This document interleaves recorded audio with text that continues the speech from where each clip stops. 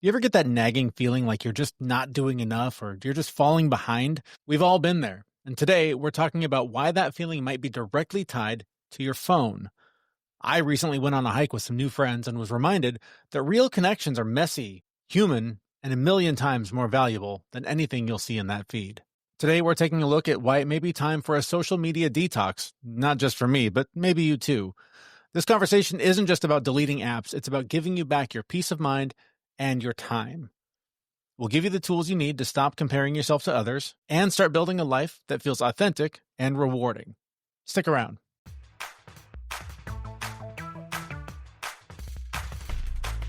This is Robots. We're the podcast that tries to help you use AI and technology to safely manage your health and well-being. All right, so Jason, the topic I want to talk to you about today, let's be honest, it's a little right? It's a little obvious, but I'm hoping it's one of the topics that you've heard it 100 times, you've thought about it 100 times, and maybe this is the time that you hear it and went, oh, you know what? I'm actually going to take action on this because I've now had a couple of experiences with social media and reality that are super conflicting, that are very different experiences that are shining a bit of a light on how it's affecting my own mental health.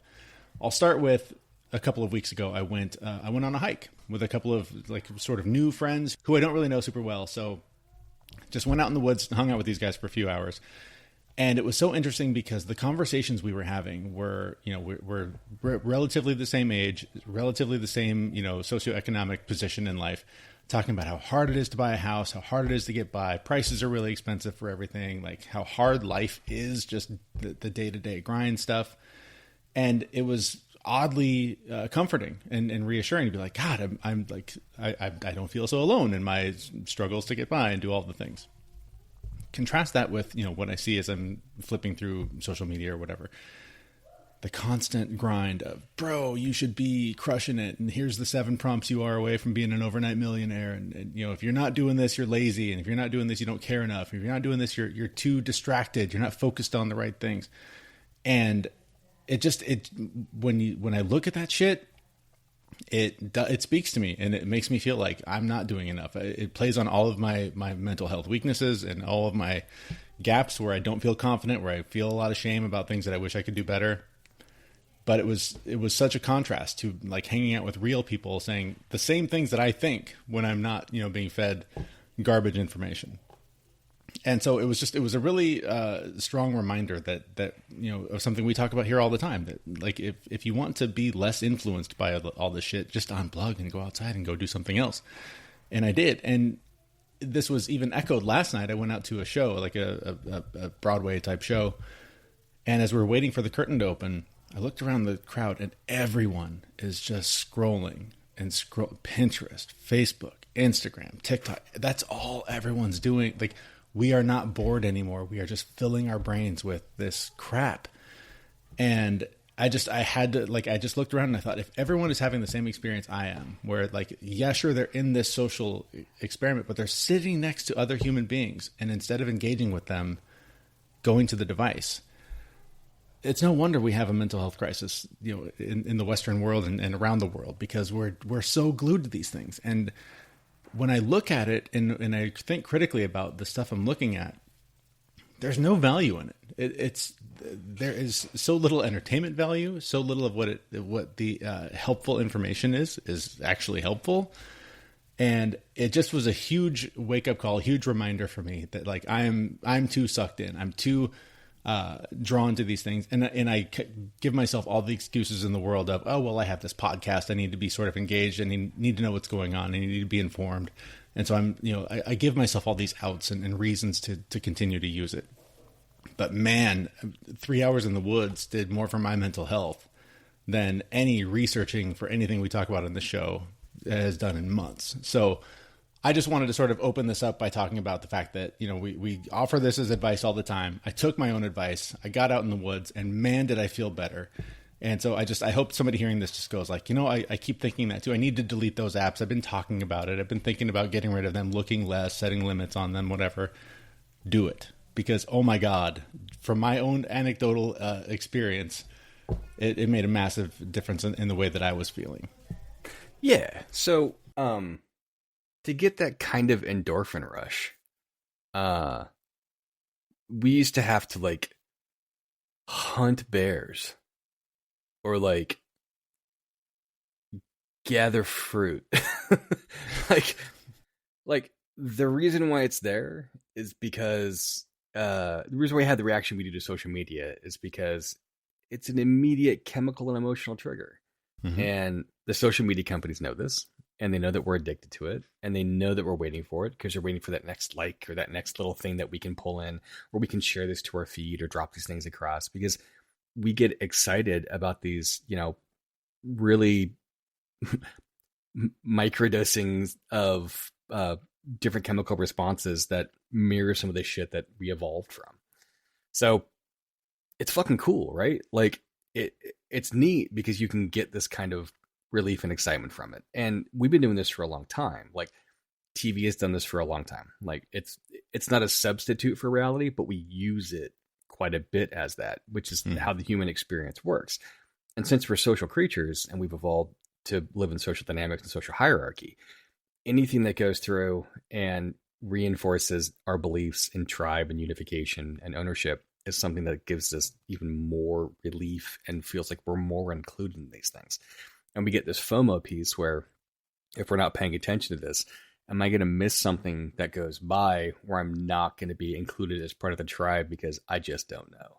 Am I going to, is something going to happen here that, I feel like I'm disconnected from? Is that one email going to come through that I missed, and I missed, some Nigerian prince offering me $20 million just to sign my name? I mean, like, it's this kind of shit that these tech companies and, various criminal organizations have decided that they're going to use to try to spearfish us and go after us in a large collective mass way.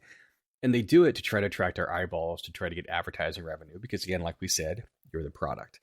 So you kind of got to make a choice. And you can make this choice multiple times throughout the day. You can make it once. But the choice is when to put that shit down. And if you choose to hang on to it and keep engaging with it in this way, it's going to consume you. I mean, you will be the product that will be eaten up in this way. And there's no doubt, like, it's happening. But also,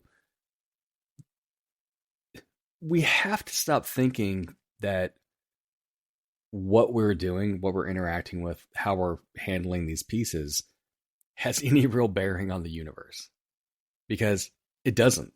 I mean, a lot of folks, especially our age, who are, 30s, 40s, 50s, 60s, 60% of the population is going through an existential crisis all the time because the media sources encourage that.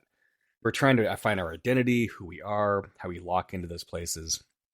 And it's constantly being rocked, shifted, and changed because we're constantly trying to grow and evolve into something that we think we want to be or we think we should be, as opposed to just being who we are. So we're constantly looking for this evolutionary path to change because so many things are saying, if you just did this, you could have this. When the reality is, you probably don't fucking need that. And if you put all those things down, you're probably still going to process oxygen the same way. You're still going to turn carbon and other things into energy. You're still going to shit. You're still going to sleep. And you're still going to die one day. And whether you die at 74 because, you've decided to forego certain pharmaceutical supplements or whatever, or you die at 77 because you live 3 extra years longer because you bought electric scissors that could do all the cutting for you and it makes your life so much better. Like, this is the shit that we are not equipped to handle. And it's clear these types of existential crises have been happening for a very long time because we have multiple world religions that have tried to fill this gap for people. Since people could get together and go and draw on walls or talk in front of fires. And we've just taken this and wrapped it up into some bullshit shiny package now and a little tiny handheld device that we treat as our spiritual influence and spiritual guide. It's not that. It's a fucking set of electrons that are trying to get you to look at it because the people on the other end don't really give a fuck about you. They want to make sure your eyeballs are focused on the screens. They can sell more ads. At some point, you got to put that stuff down and walk away and do something worthwhile. And that something worthwhile might be like taking a hike in the woods, getting to have those connections, talking with people. The other thing that might be of value is maybe go outside and cut your fucking lawn because it's way too long. And I might be speaking to myself right now. I was going to say, is the Ring camera showing in your house? What's going on? Right. But that's kind of my point. Like, there are all kinds of ways that you can improve your life, make yourself feel better, look at different things, understand how these things But here's the problem, though. Those things are way harder, right? Like, yeah, of course. There is nothing easier. Like the default for, I'm going to say most people, but what I really mean is me.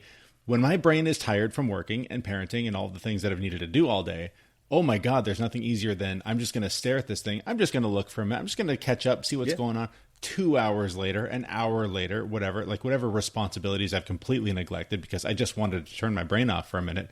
Oh my God, there's nothing easier than sitting there and feeling like you're doing something and you ain't doing shit other than making things worse. So yeah, it's incredibly hard. And even as I'm saying this out loud, like I set my own little, time, I shortened my time limits to, 30 minutes a day on all this shit, which, you push one button and that goes away. But even as I'm saying it, I'm going like, no, like when we're done talking here, delete that shit because it's not helpful. It doesn't benefit me to know these things. It's no longer a connection tool for people in my life because every eighth thing that comes up in my feed is someone I actually know. Everything else is someone trying to sell me something or trying to convince me that I'm a piece of shit and I need to buy something else from them. So I'm sort of accidentally becoming an advocate here for just unplugging completely because it just gets worse. And even the content that is being shared, so much of it is now AI. So it's not even coming from real people. It's generated by robots and it's not connecting in any way. Like I'm just finding like, which ads do I want to scroll by to find out that somebody I know that I haven't seen in 10 years had lunch today at a cool place. Like it's just not worth the time. And when you look at all of the ways that you could be genuinely growing or becoming the person you feel like you need to be, it's so much easier if you put that fucking thing down and take an actual step in that direction. Yeah, so I kind of give myself half an hour to scroll through reels and social media a day. Sure. That's it. But I'm also, like, my screen time on my phone is probably 3.5, 4 hours a day. And that's because I'm using it to look up articles and do work shit. And I will say I spend a significant amount of time playing really dumb, simple little games on my phone. Oh, me too. Yeah, me too. And I set the difficulty to the highest so I consistently lose because I know that what will happen is I will get bored of losing. And then I'll be like, all right, I've had enough. And I'll put it down. Because I hate to break it to everybody, but life's hard and the only way out is through. So you have to do those things and you can do hard things and you have to convince yourself that you can do hard things and you can make a plan and try and do these things. And if you really feel like you need interactions with machines and in this kinds of way, use them as tools, but use them as tools to make things better for yourself in meat space, not as a traditional distraction. And I'm not saying, you have to quit cold turkey and not use it for distractions and not lock into those pieces. Yeah, sure, do that. But set timers and all of that. Like, even if you're a social media producer, editor, marketing person, like, you probably have a decent idea of, when I've had enough. When you start to gloss over, when you're like, oh, I'm going to keep watching this. I'm going to go pee right after I finish watching this.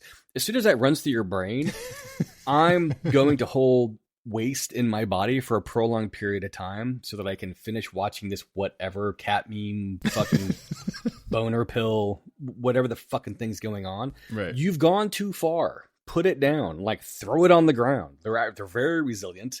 They'll probably bounce and you'll probably be okay. Don't sue me if your screen breaks.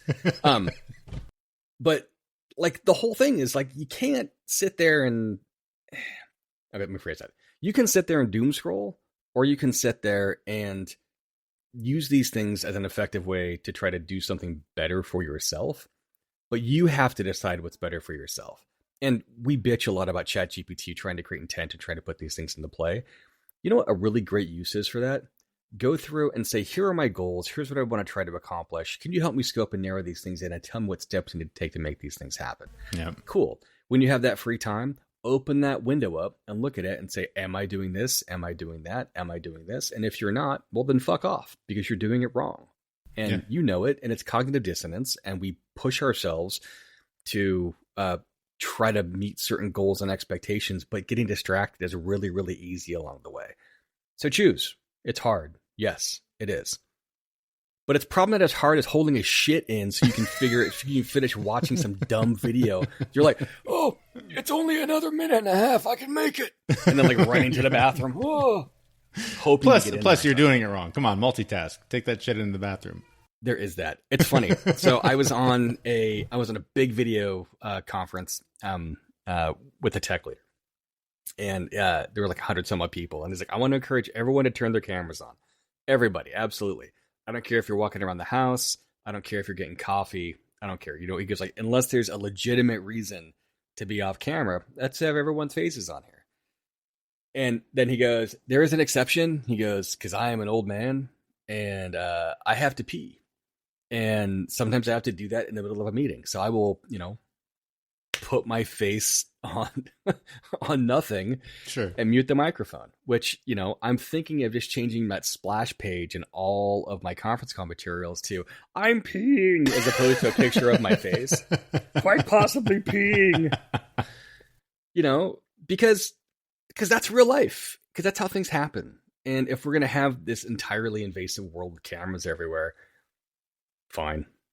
We can show all of it, or at least give the presence that there's something there in that regard. And my God, when I start thinking about how much time I have wasted playing video games, surfing through social media, watching TV, what have I actually done with myself? What have I tweaked myself? What have I tuned, learned, and refined? And I'll actually say, I don't think I've wasted all that time. I've used it to try to understand the world and where I fit in it and how those pieces work. But at the end of the day, it's not an 80-20. Like, it's not 80% positive, 20% negative. At best, it's 10-90. 10% positive, 90% shit. And really, it's probably 199. Because I see a lot of the same things over and over and over again. And I'm like, nope. Yeah. Ooh, nope. Yeah. Oh. There's a great show that Robert Smigel did. The guy who made all the funny cartoons on SNL back in like the late 90s, early 2000s. It's called TV Funhouse. And if you haven't seen it, it's available. It's on YouTube. Totally worth watching. But he has this skit called The Immigrant, the Baby, and the Guy on Mushrooms. And it's basically these three people that walk around New York watching crazy things happen. And they're all like, oh. Because it's the same reaction, it's the same mentality, and it's the same shock of things coming in towards you. That's who we are. Like, we're trying to get the factor over and over and over again. And the world's just not that exciting. Like, be okay with that. Be okay with the complasticity and the placid nature of the universe. Start reading philosophy. Start going through and asking ChatGPT, hey, how would Marcus Aurelius handle this? What would Socrates think about this? How does Plato look at these different pieces? And try to understand those things so you can understand who you are and what it is you actually believe. Because most of us have no fucking idea what we actually believe and who we are. Yeah. We just don't. And you're not going to find yourself by having cat videos thrown in your face all day, or, whatever the bro topics are. You could fight this guy for whatever, blah, blah, blah, blah, blah, blah. Watch me punch this thing. Like, that's not doing any good. And it's even having this conversation is helping, because I honestly believe that for most of my life, I don't know who I am. I don't know really I don't know what my interests are, right? Like, there's things that I'll do that they're fun, but like, if I have to sit down and make a list of like, what are the things I like to do? I get stuck. It's really hard. And it's so hard to then escape that into a device that's, full of shitty information from a bunch of people that are convinced, right, or are convincing you that they know who they are and they figured it out. And with their 3-step formula and their $6,000 course, you can learn too. the longer I've been in this space and the longer I've been like following this stuff and trying to learn from it, the more I'm convinced that nobody knows shit. And it really is an internal battle. And there are people that can sort of nudge you in the right way. And many of them wrote books thousands of years ago. They aren't on YouTube selling you something, bro. But it's a lonely existence, right? It's a lonely place to try to figure out, like, what am I supposed to do with this? What is the best use of my time? And even hearing you say, like, watching TV is a waste of time. Maybe, but maybe it's also sometimes the thing you needed to decompress and the thing you needed to relax after. Could be your learning tool that day. Could be your tool, yeah. Maybe you're really into World War II bullshit documentaries, as happens when we get to a certain age. So, yeah. But I mean, but I'm finding that even as I just honestly, I have not been taking the best care of myself in the last few months. And I'm trying to like look at this time of year as the, kids go back to school. This is always a great time to reset routines and try and do the things that I know worked for me before. I literally got out my old pen and paper journal and started writing down, like, what are my 3 goals this week, so that I can keep opening to that page every day or every time I feel lost and go, right, that's the thing. Like, come back to that. That's what you're supposed to be doing this week. Like, just having those things that even if it's not that you want it, but you want to try it, having that thing that you can just constantly remind yourself, oh yeah, that's the thing I'm trying right now. Do something that pushes me in that direction, not whatever the algorithm tells me is, potentially going to light up my, dopamine in my brain and make me feel good. So it's the basics. I mean, we talked about this on this show in its previous iteration forever, but it's like, get a little bit better sleep, write some shit down when you think about it, try to not eat like complete crap, and put the damn phone down. Like, just try to, I don't know. I'm really talking to myself here and trying to psych myself up, I think, a little bit for the journey that I feel like I'm restarting from kind of a bad place. But I know a lot of that bad place is because I've slipped so much into just the easy, brainless, simple solutions, and I need to do better. And for me, part of that is starting with putting the phone down and just not being as susceptible to it. So I want to do a little exercise with you. All right. Okay. And we're doing this live, and thank God we can edit shit.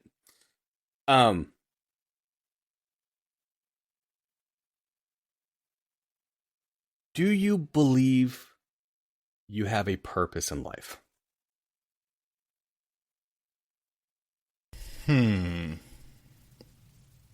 I guess I'll put it this way. I probably do.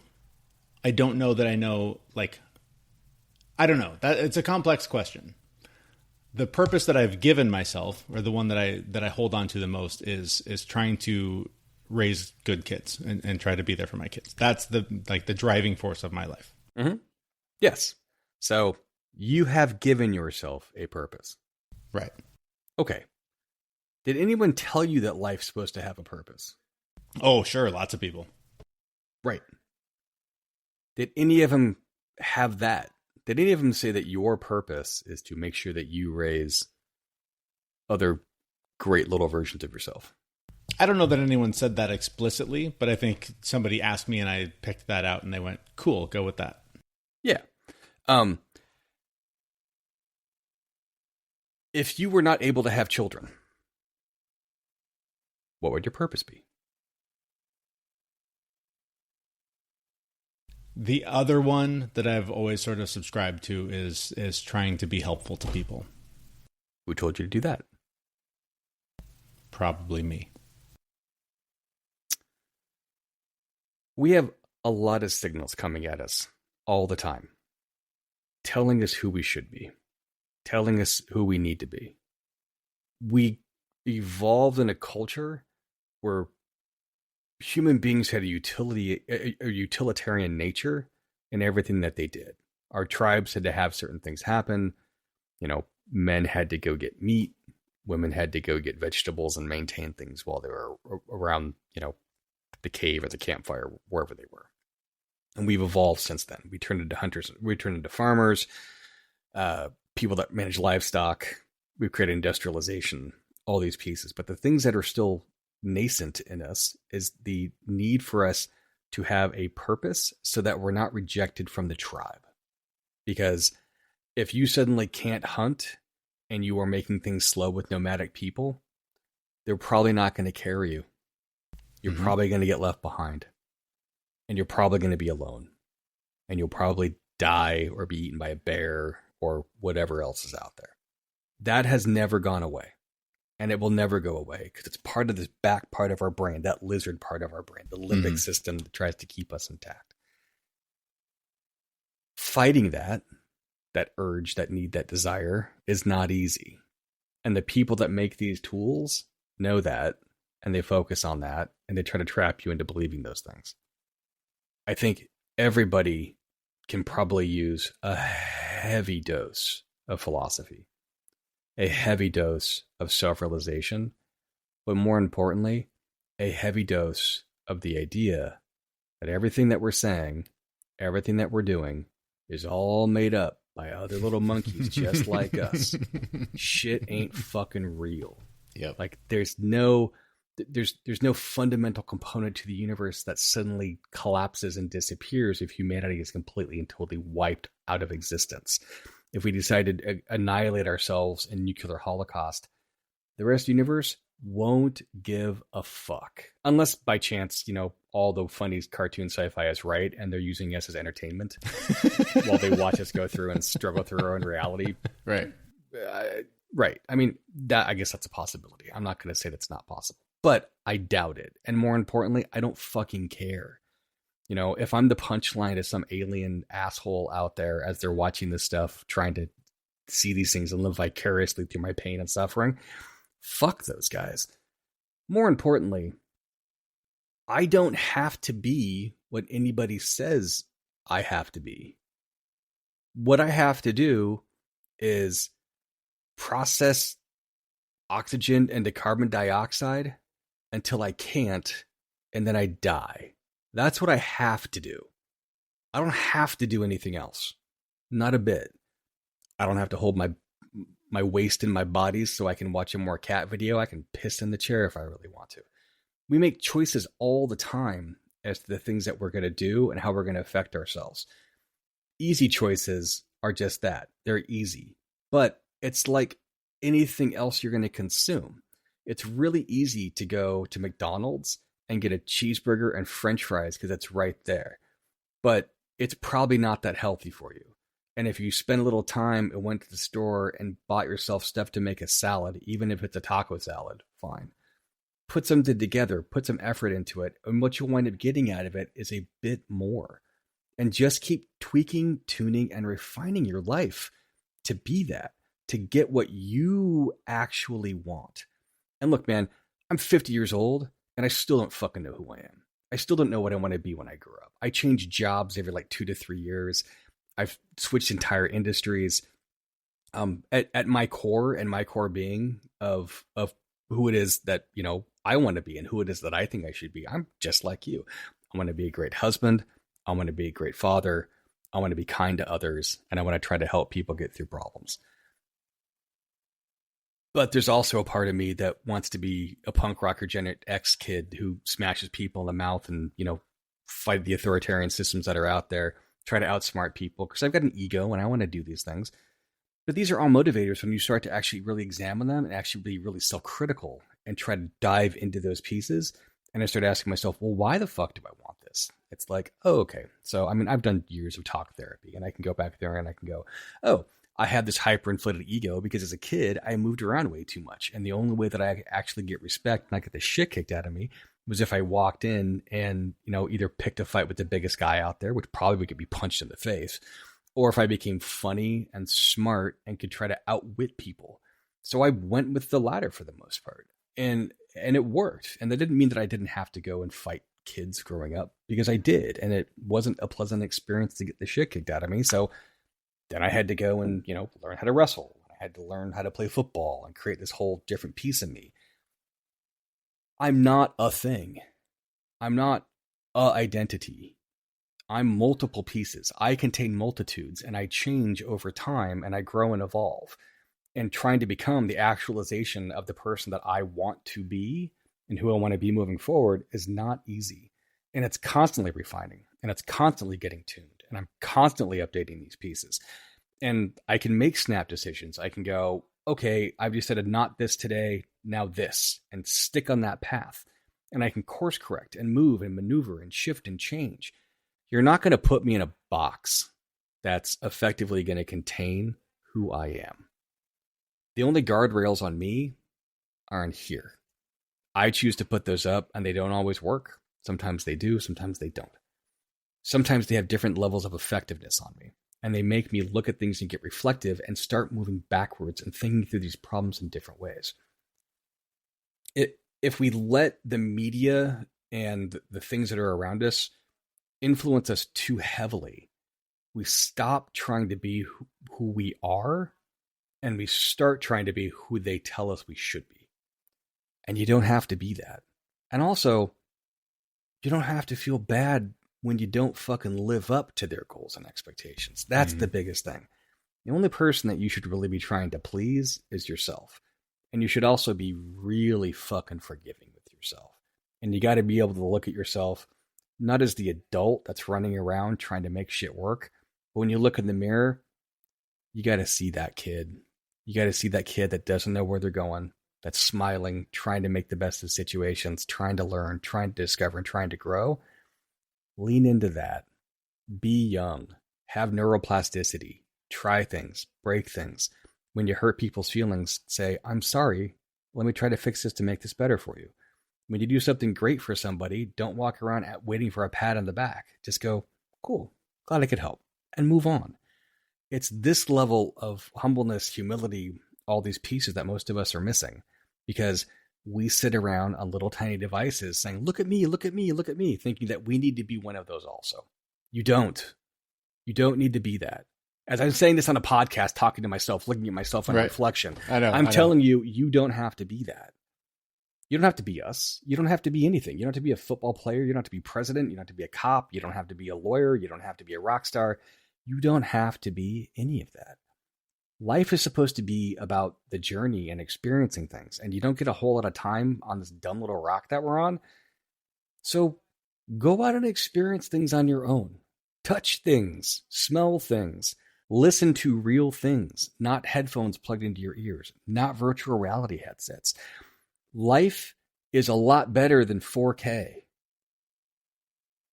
And you should go and experience that.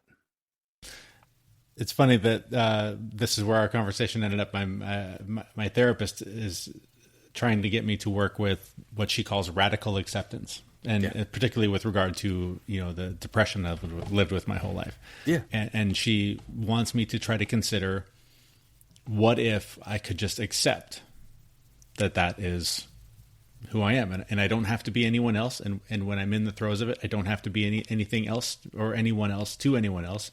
I just have to be that. And it's hard when, the purpose that I've given myself is to be great for the people around me. And that makes it impossible, right? Like it makes it very difficult to have fun, to smile, to engage with my children who are counting on me to be their guide or whatever I am to them. And so it's hard for me to accept that is just a part of who I am, and I'm just going to have to live with it sometimes. Because when it comes up, I feel like time to power through this again until it breaks me and it makes things worse. And so it's I mean, I'm sure valuable, but it's hard to figure out, like, how do this has been really the challenge of my life. How do I accept who I am? Yeah. On any level, whether it's the best version of me, the worst version of me. I've been going to social events a lot more in this last month than I have in a long time. Yep.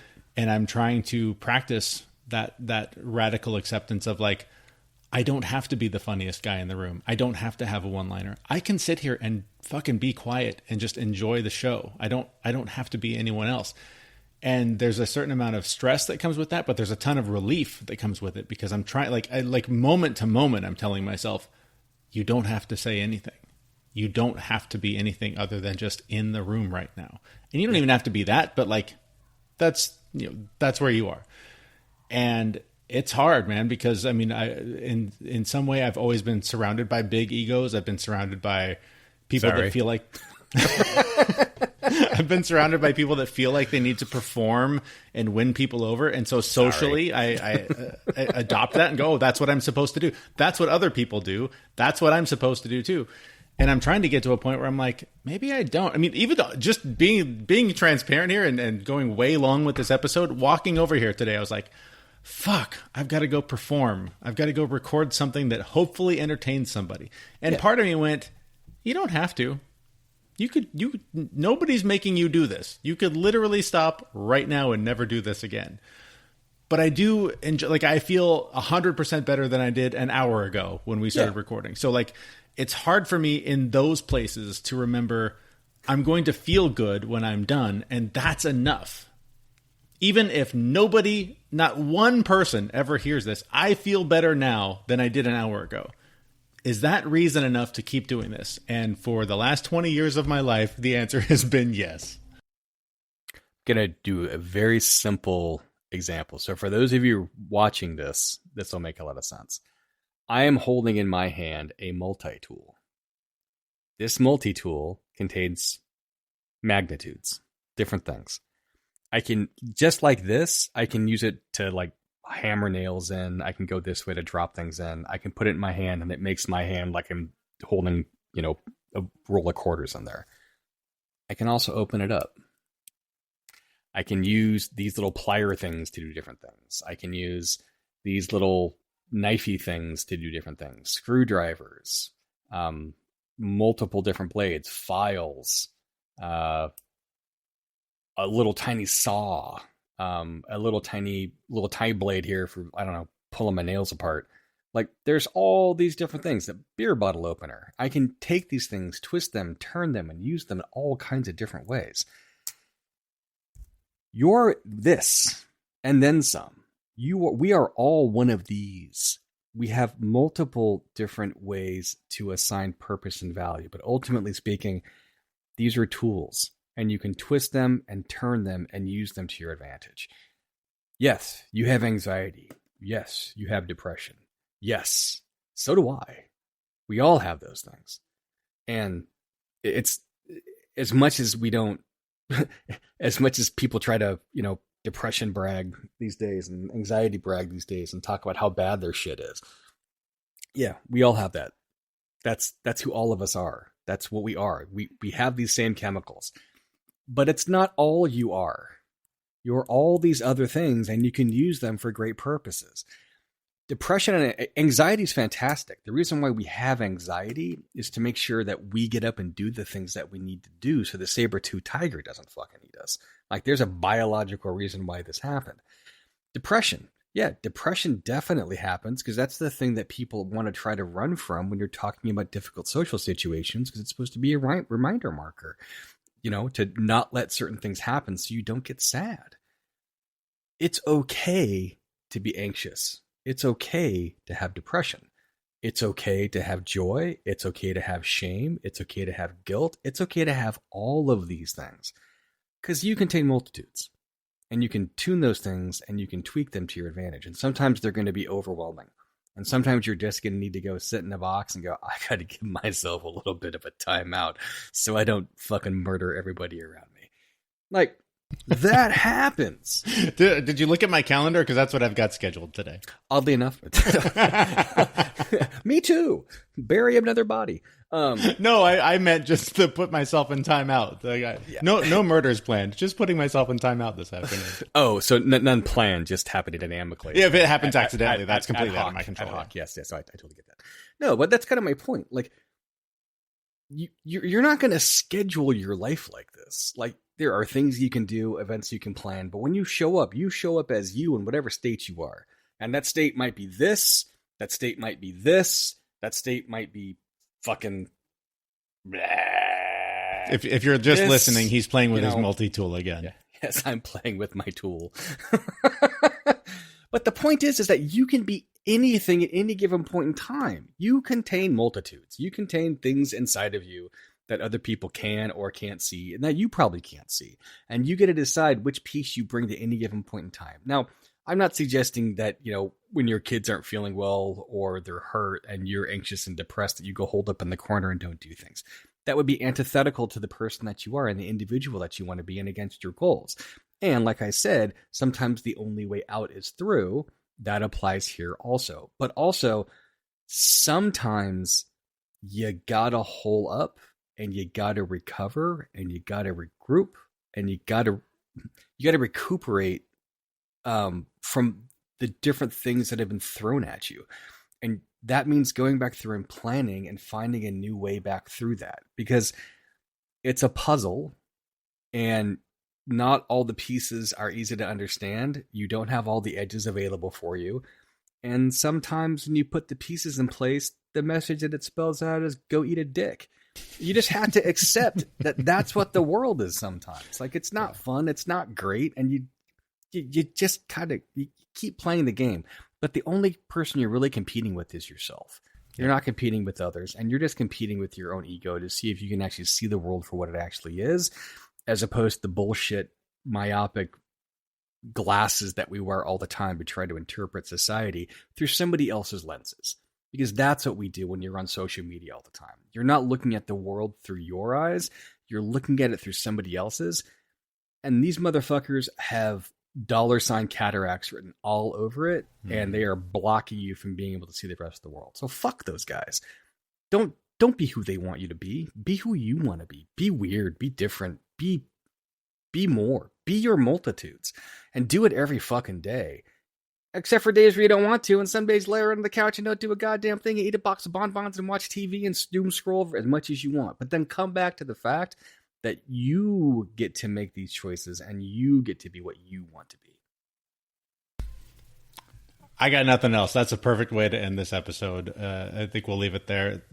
So thank you for the free therapy. I'll send me your invoice. I'll get that taken care of. Again, an AI companion. That's right. That's right. All right. Well, hopefully this has been helpful for you. It has been very helpful for me. If it has, share it with somebody. You can find links to do that at brobots.me. That's where we'll be back in about a week with another episode. Thanks so much for listening. Bye.